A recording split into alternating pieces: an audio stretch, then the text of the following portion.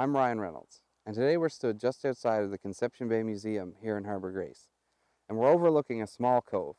This is Colston's Cove, and it's significant not only for its scenic value, but its historical value as well.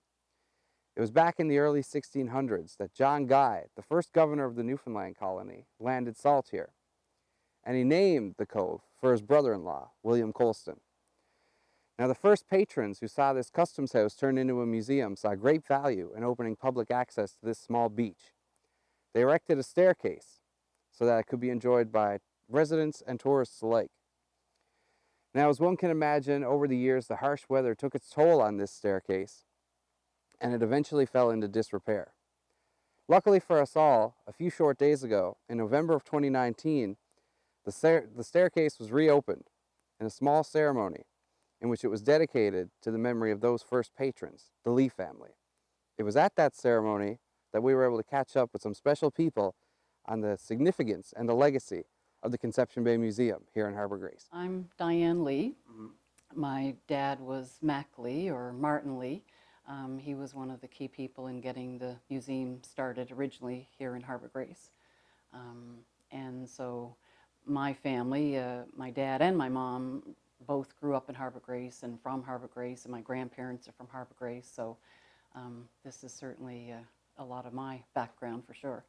I think it's a major contributor to our town, people coming in with tourism and everything.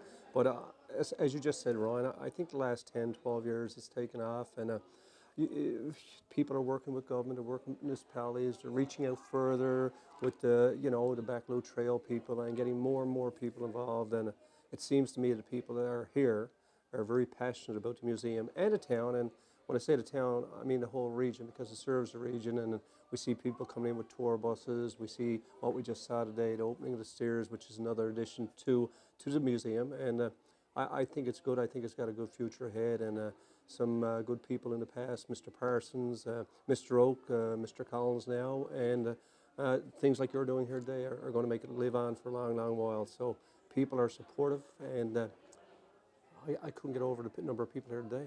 This is outstanding. So it shows that the museum is respected, and that's important. So it's just not a building; it's a legacy of what happened in the past, and building for our future.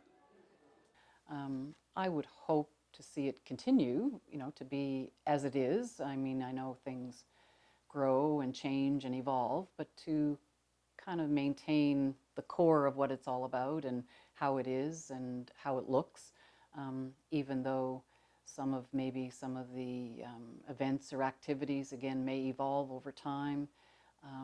But I think the fact that it's a place where people can, physically come in and look, not necessarily touch, but look and see and experience the history, and certainly, again, the grounds, and now being able to access the beach. So I would like to see it, continue to be as it is, only improved overall, like they're doing every year.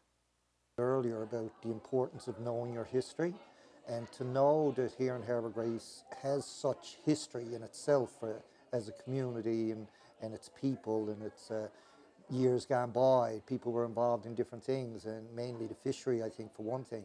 But to know that there's a group who are trying to preserve even little pieces of that, because when you get all the little pieces put together, you got a big piece.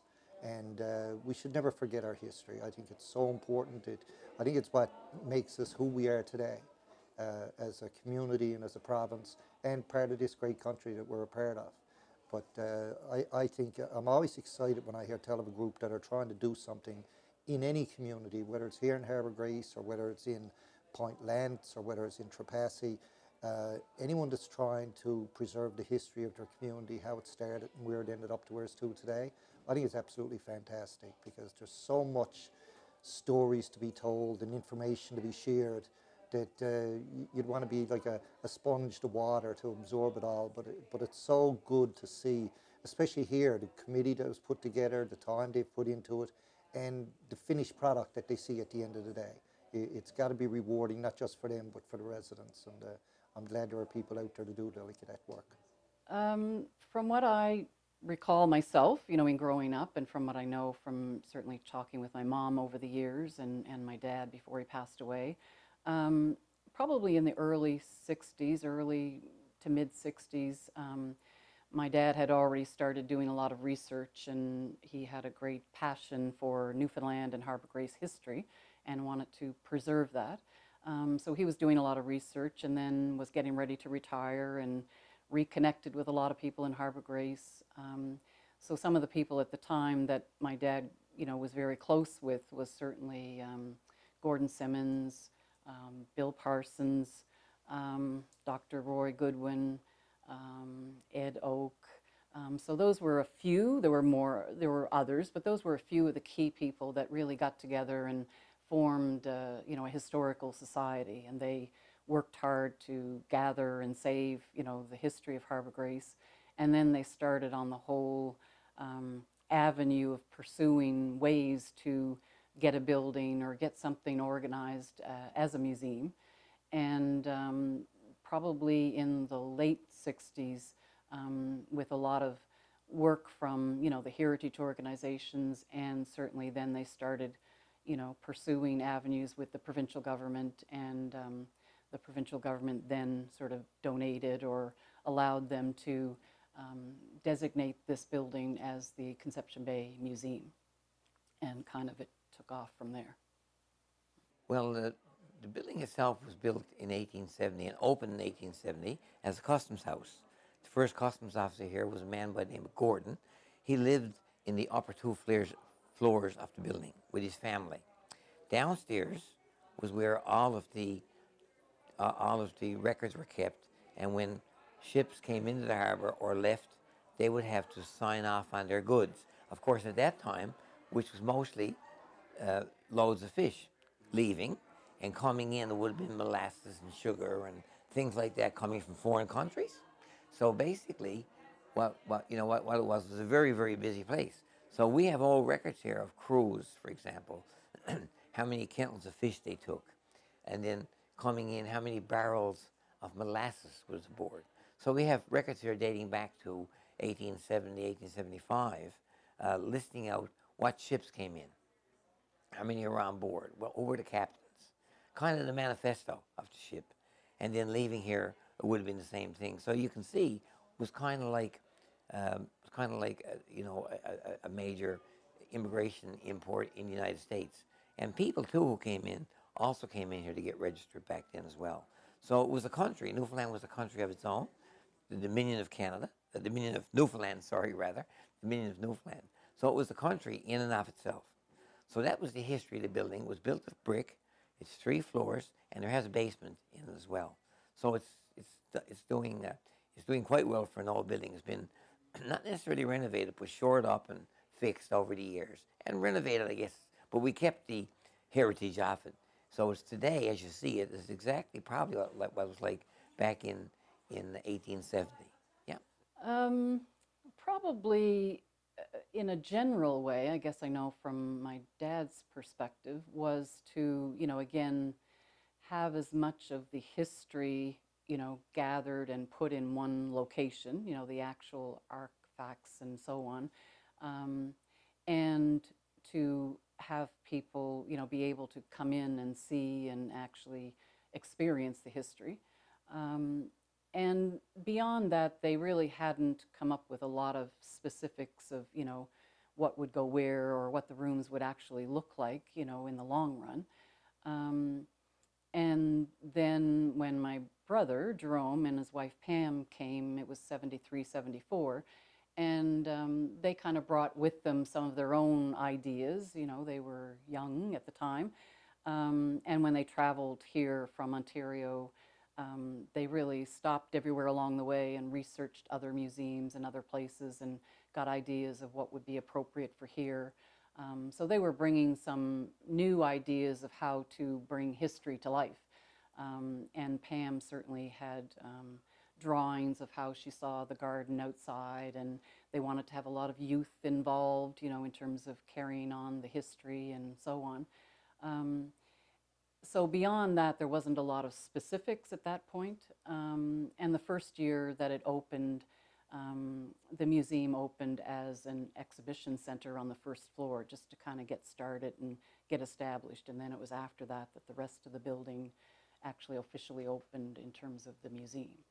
Well, we're really over the top. That's a good question, Ryan. We're really over the top with the enthusiasm about the museum in the Conception Bay Museum in the town of Harbour Grace. For years, it was always considered to be, and still is, a Conception Bay Museum, regional museum. But, truly, many of the artifacts that are here, much of the history is related to Harbour Grace.